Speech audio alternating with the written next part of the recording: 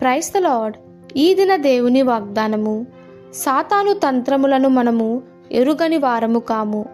2 కొరింథీయులకు రాసిన పత్రిక 2వ అధ్యాయము 11వ వచనము. నిజమే, పౌలు లాంటి దైవజనులు, ఆత్మీయతలో ఎదిగిన వారు సాతాను తంత్రములను గుర్తించగలరు. కానీ అందరూ ఎలా గుర్తించగలరు?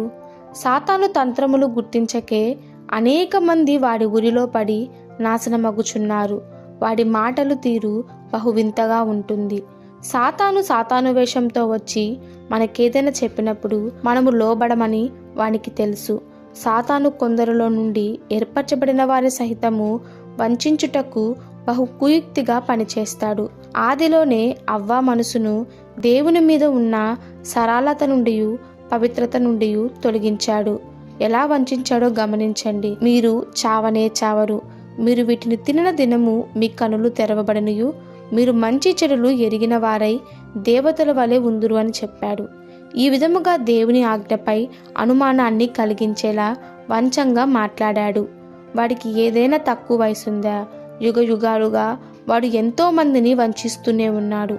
యేసుక్రీస్తు చేత కడుగబడి యేసయ్యను హత్తుకొని యేసుక్రీస్తు ప్రేమలో స్థిరపడితే తప్ప వాడి కుయుక్తిని, వాడి తంత్రములను గుర్తించలేము. సాతానులో చేయి కలిపే వారెవరైనా దేవుని ఆశీర్వాదాలకు దూరమవుతాము.